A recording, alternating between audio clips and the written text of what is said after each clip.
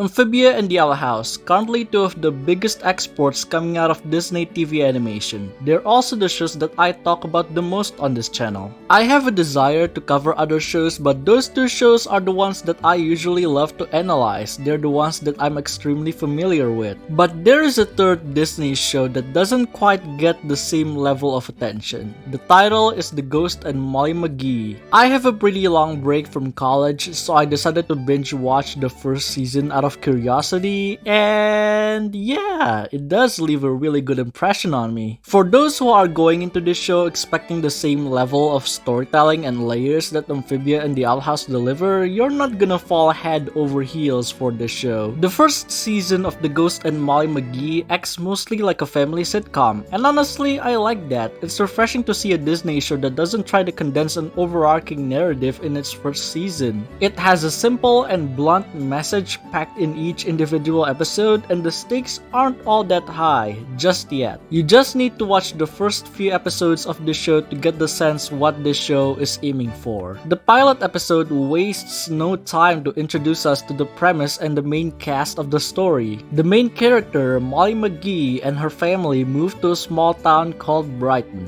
known for its turnips and its miserable environment. Arriving in their new house, Molly quickly befriends a ghost living in that house named Scratch. Feeling annoyed that his private space is invaded, Scratch tries to put a curse on Molly so that he will follow wherever she goes. The problem is, Molly isn't even scared of ghosts. In fact, her positive attitude is driving her motivation to hang out more with Scratch and make him the part of the family. And so, the stage is set for an entire season full of Molly and Scratch solving problems together. But wait, we haven't gotten into the characters yet. They are very crucial for us to enjoy the show, especially in the slice of life genre. On the surface, Molly doesn't look all that special in the kids' animation landscape. She is yet another character that is very hyperactive and always has a positive outlook on life. But the writers are actually aware of this. So they make Molly's characteristics to just not be simple traits that she has, but also as an important element in the narrative and the theme in the season. You see, Molly's goals in life center around her bringing joy, or in her words, unhappifying the people she meets. And once the lemmings start winning, that'll enhappify our little town of Brighton. Enhappify? This word? Molly's positive vibe has a nice contrast with the constant gloomy portrayal of Brighton. Even though she isn't transported to another world like Luz and Anne, this honestly feels like a proper A Girl in Another World narrative. Molly has to face challenges in a brand new place that she wasn't familiar with. She has to make new friends, her family needs to make more money, she has to deal with plenty of stuff that just makes sense for her to solve. All of this makes Molly's character in the show pretty far from boring, but oh boy, it doesn't stop there. To get deeper into Molly's character, we first have to discuss Scratch. He is assigned in Brighton by the Ghost Council, which is basically the government of the ghost world that is supervising the ghosts to increase their scare amount to the humans on Earth, so that they can keep the chairman fed by their misery, who is basically the leader of the Ghost Council. If that sounds complicated to you, this will be clearer going deeper into the video. To sum it up, Scratch is kind of a slacker. He likes to eat a lot of food and he likes teasing other people. He likes the stench of anguish. In fact, many ghosts in the ghost realm do. Scratch has enjoyed his afterlife in the dreary town of Brighton. That is until Molly comes in. Her overwhelming aura of joy defeats Scratch's efforts to drive away the McGees. As the episodes go, you can see Scratch struggling to get along with Molly. He says out loud that he is not interested to be a part of the McGee family. But this just gives more room for him to unconsciously develop his character. He keeps on doing good deeds for the family and sometimes Brighton too. Like the time when he tries to light up the Brighton band shell. Molly and Scratch's character arc and the show's overall theme will become clearer and more urgent nearing the end of the season, so just keep that in mind. In many of these episodes, you're gonna see Molly facing a problem and Scratch keeps on teasing her for struggling to make the right decision. Right! Misery is back in the game, folks. Oh no! The deeper into the show we go, the more we realize that this is more of how Scratch likes to hang out with Molly and less of him laughing at her failures. And Molly doesn't seem to be bothered by it because again, she is that optimistic of a girl. Their interactions with each other are really funny and one of the true blue highlights in the show. They have this sibling dynamic that I can't quite get enough of. No, I mean we can't build it alone. Oh no, I don't like that face. It reeks of hope. But what if the whole town pitched No, in? stop turning wheels in Molly's head. But this show isn't just all about Molly and Scratch. Molly also has another friend she gains from a scout trip. Her name is Libby Stein Torres. Right from the get-go, Libby is a character that is seen by others to have very few shining qualities. She is bad at singing, she has little to no luck whatsoever, she doesn't have a bunch of friends, in fact she doesn't really like being with a bunch of friends. And she is not nearly as cheery as Molly, and that's the reason she is my personal favorite in the series. It's kind of a classic trick to make me sympathize with her. Oh yeah, she also likes turtles.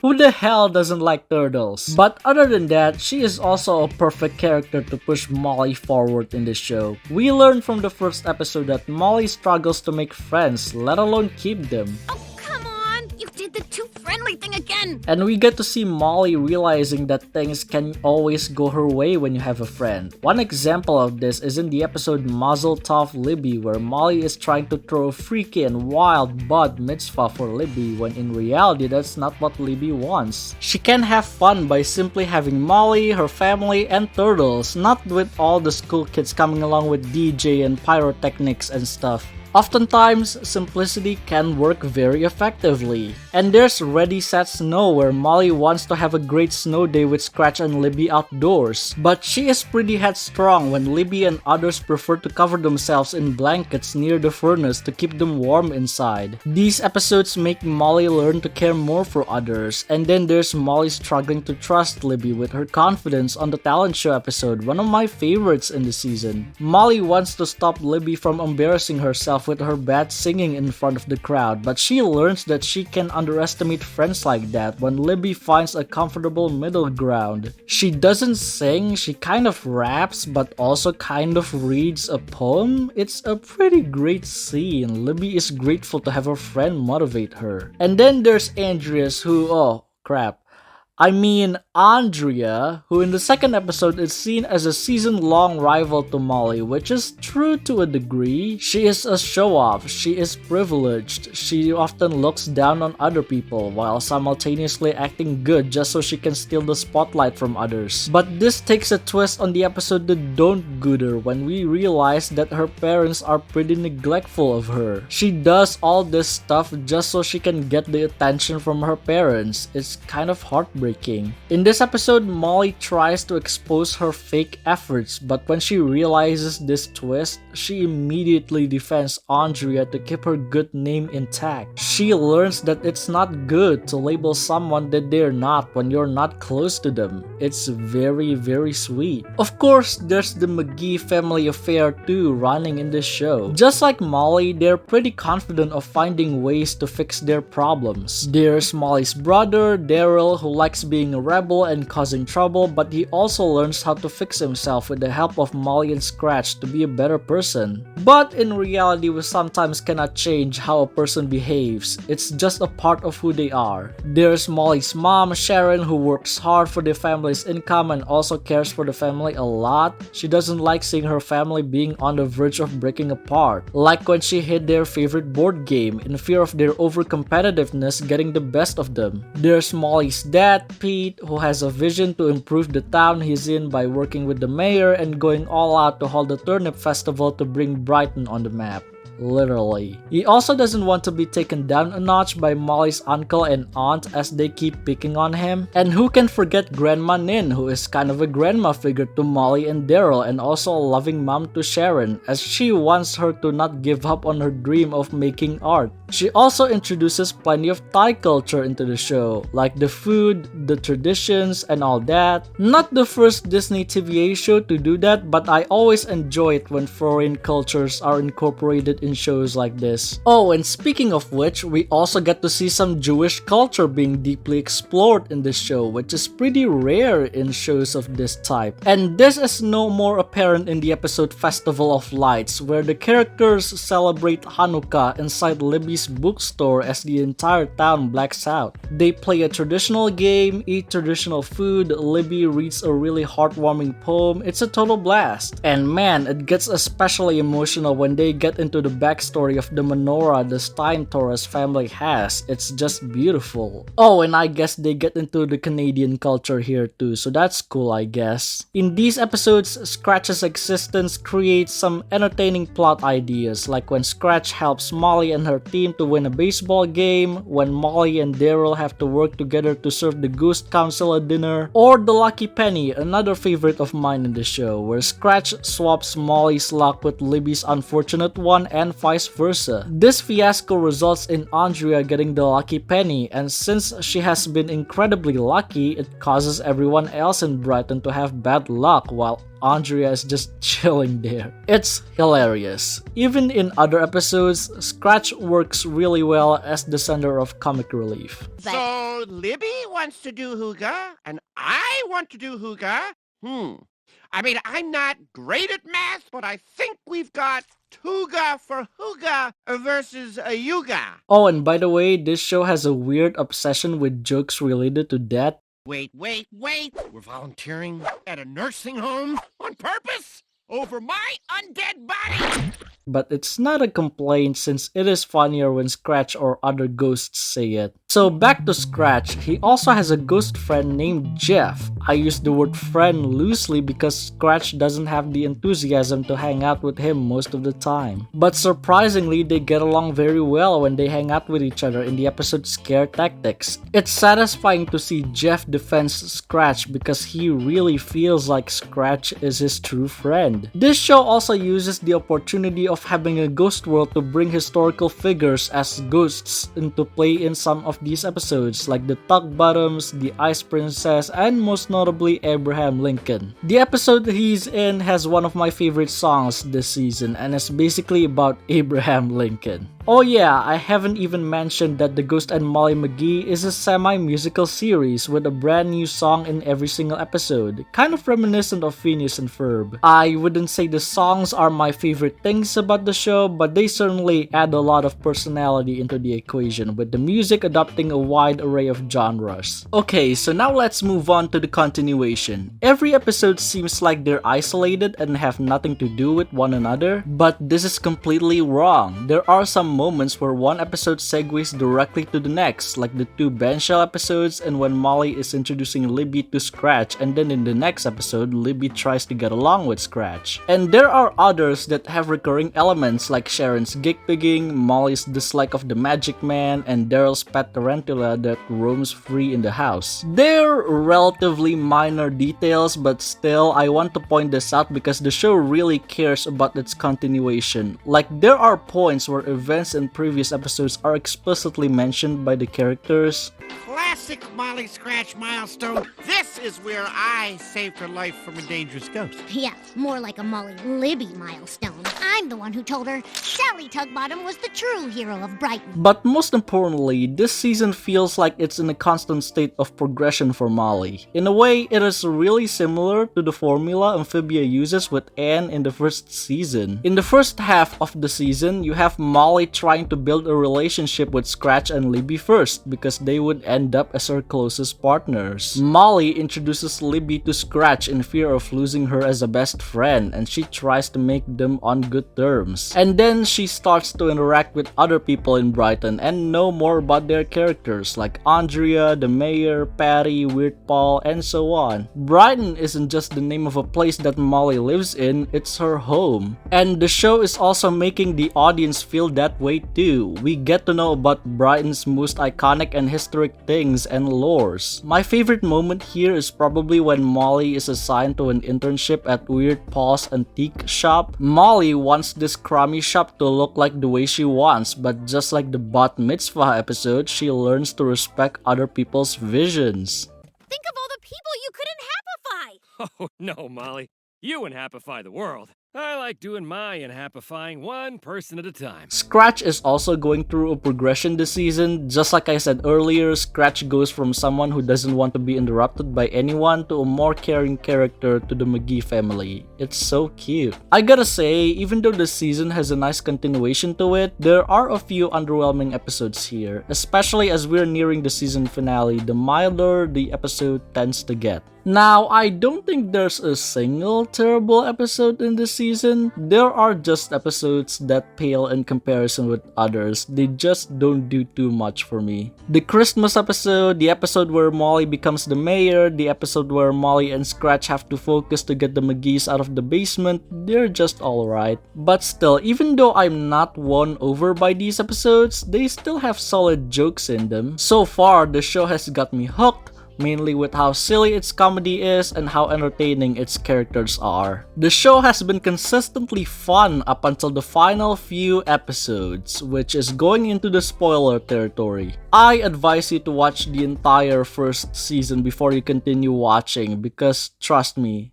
this show truly does get serious. Starting with a couple of episodes, Out of House and Home is where the haunt is. The former sees Pete suffer an injury which costs the family a lot of money. So, in order to pay the medical bill, Molly, Daryl, and Sharon have to work harder than ever before. This leaves Scratch all alone in the house to prepare the meals and take care of Pete since the kids and Sharon are outside pretty much the entire day. Scratch could have just sat this one out, but he is actually dedicated to help them nursing the house. He is even shocked on seeing the McGees not having enough time to hang out with him. He has come so far since the start of the show. In the end, they're able to cover the bill, but unfortunately not the mortgage. And alas, their house is for sale. Just like that. As optimistic as Molly and her family can be, they finally succumb to the sad reality. The McGees have to move out and they bid farewell to Scratch, who stays in the empty house.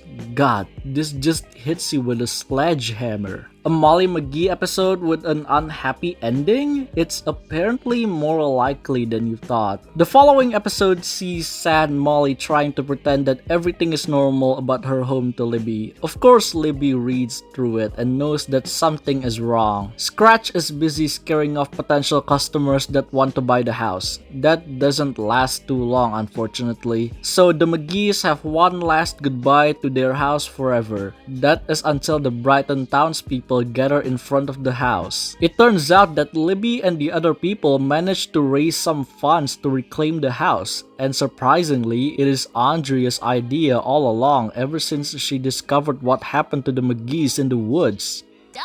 We made a movie together, you saved me from an embarrassing charity cheating scandal, we went to the same school.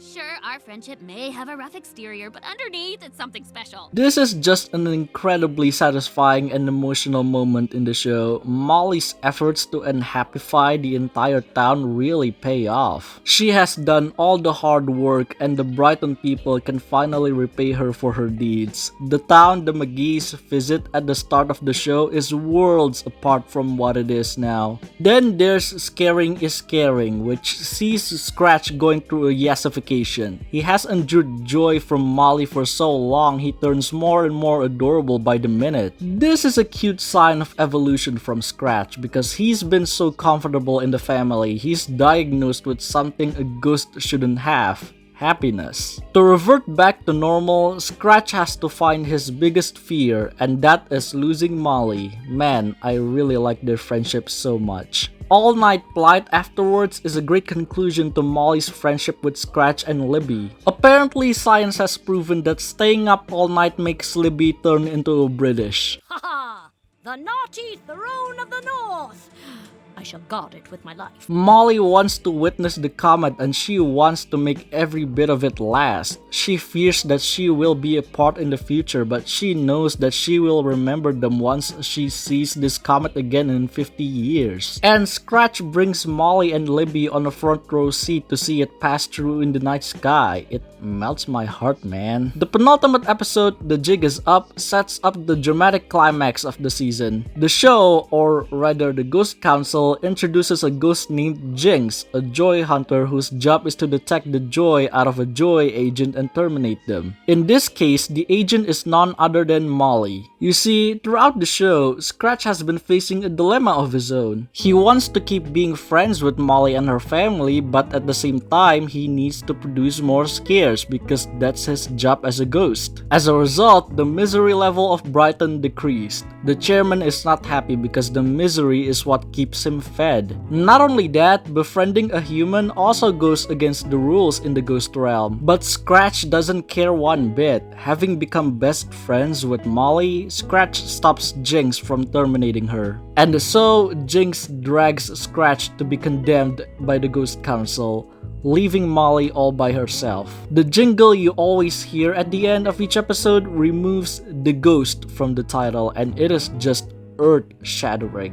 The crew doesn't need to go this far, but damn, they do. Which leads us to the season finale, Molly versus the Ghost World. In an effort to cross over to the Ghost World to rescue Scratch, Molly transforms herself into a wraith. Wraiths are basically what someone looks like when they give up the ghost, and they can exist in both mortal and ghost planes. So Molly and Jeff travel through the ghost world to find Scratch, but then she finds out that anything she touches there turns into a rainbow and all that silly stuff. I'm just gonna call it her unhappifying power. I like that Molly's optimistic attitude is manifested into real power here. It further solidifies that Molly's true power lies in her ability to try and always be joyful. Which brings me to the main theme of the show. Happiness always prevails.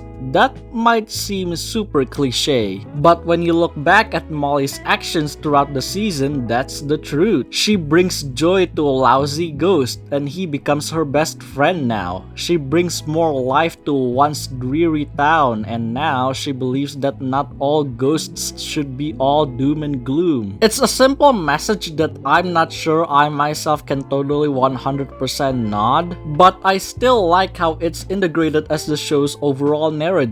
Basically, you just gotta be happy. And yeah, Molly then killed the chairman just like that. It's pretty unexpected, but I'll take it. This opens up plenty of plot and world building opportunities in season 2, but I don't think I will get my hopes too high for those. If they keep staying on the similar lane for the next season, I will be mostly fine with it. So overall, I'm really liking this first season of The Ghost and Molly McGee. While there's nothing mind-blowing about it, I still have a good time. The characters are really charming and fun. The animation style is unique, the voice actors, especially Scratches, are doing a good job. The humor is on point most of the time, and I love the character arcs Molly and Scratch are going through in this season. It's just all around a very lighthearted show, but I know this is not gonna be for everyone who is a fan of Amphibia and the Owl House. Again, I don't think it'll be as layered or complex as those two shows in the future, but who knows? I mean, Amphibia season 1 has a similar feel, and in the next season, all bets are off. So I can't really guarantee what'll happen in the second season of The Ghost and Molly McGee. But as Disney is putting the Owl House to a close very soon, I wonder about the state of the show in the future. All I can do is hope and pray for the best for this show. If you haven't seen this show yet and you like the slice of life genre, I recommend you to check this show out. Who knows, it'll click with you more than it does with me. The ghost